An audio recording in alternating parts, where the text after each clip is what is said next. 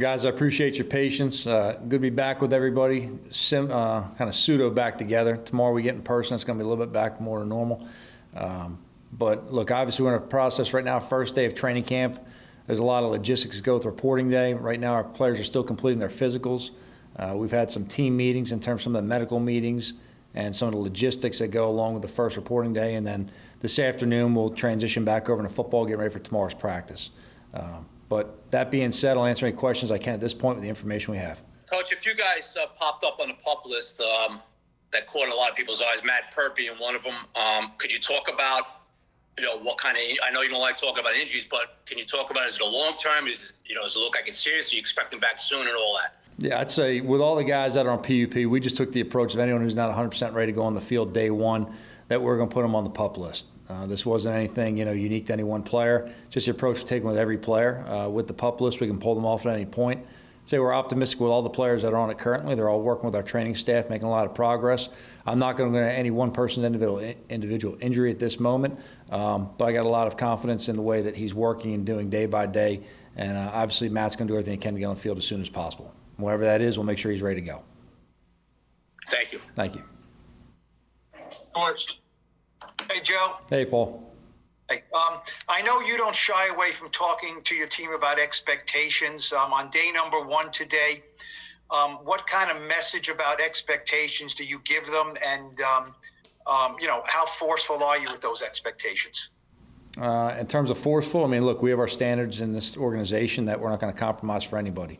And look, it's training camp. Our expectations are to get this team operating, to develop good fundamentals, develop chemistry within the units, and start getting some execution on all three phases of the ball going forward. This training camp's about getting our players in football shape, starting to have an identity as a team as we build going forward, and building this season and get ourselves ready to go ahead and play. Hey, with Kadarius Toney being in the COVID protocol, do you guys have an estimate, a best guess estimate on when he might get back on the field? And if he does miss time early, how detrimental was that, being a rookie and kind of being hit or miss during the spring, to him being ready for the year? Well, he's with us today in the building, so he's back with us. We have a number of guys for different reasons that we're actually going to take him a little bit slower, obviously coming off of that protocol, as we learned last year with the number of players on our team throughout the season. We're going to go ahead and move him around the field and make sure that when he's ready to go, then we'll start integrating with our team. But we're not going to go ahead and rush anything to get in the process. He'll be in all the meetings, all of our players.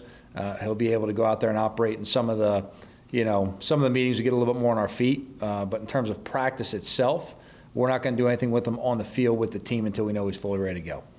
And his timetable will be different, I'm sure, than a lot of the guys last year that we learned from. One thing we really took away from last year was these things are all very specific to each person, and what their individual symptoms were or what their exposure was.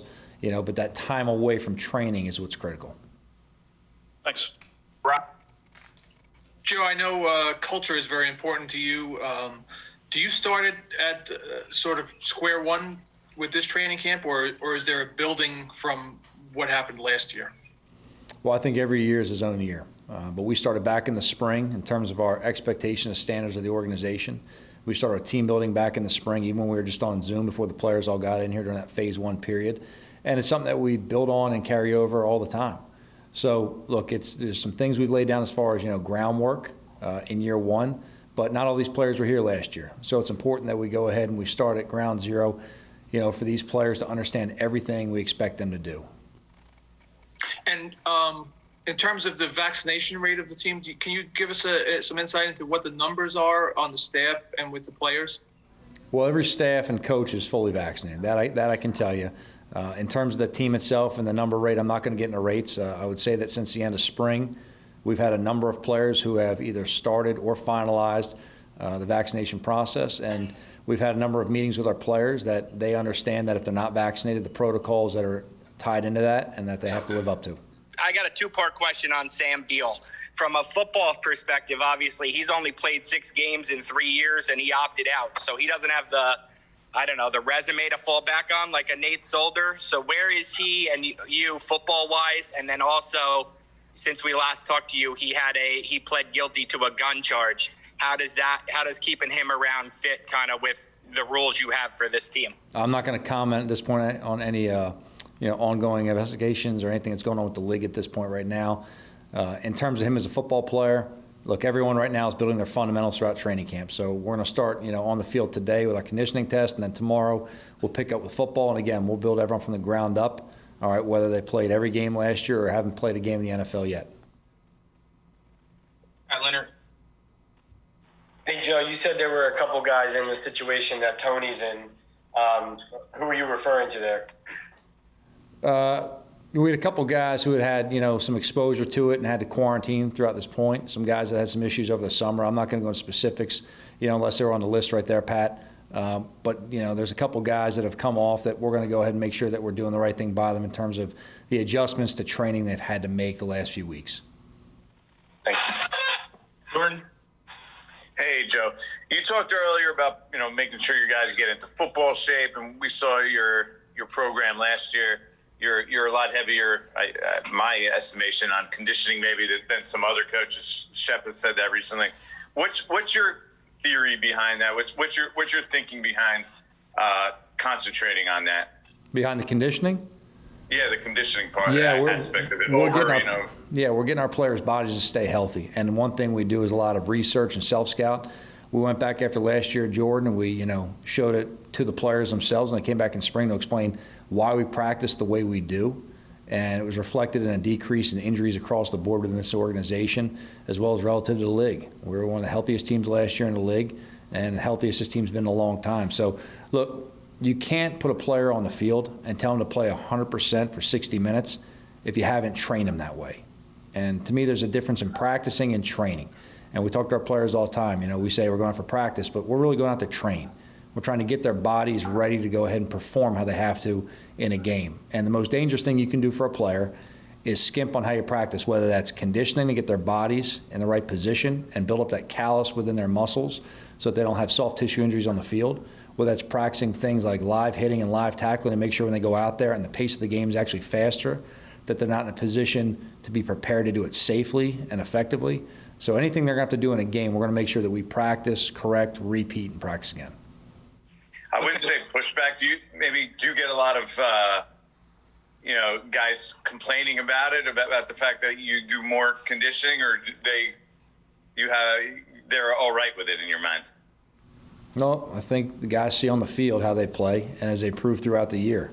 To us, it's about keeping yourself on the field and healthy, and I think that's the best example you can give to a player of were you able to go out there and play last year, or were you limited through something that maybe you weren't in shape to do? We have, very open relationship with our players here. We tell them the why and everything we do. We explain why we're doing what we're doing. In terms of conditioning itself, look, I was a player. I got a 15-year-old son. The first thing he wants to talk about every day I pick him up from practice is what they did for conditioning. I have to explain to him, I really don't care. What'd you do for football? Conditioning is part of football.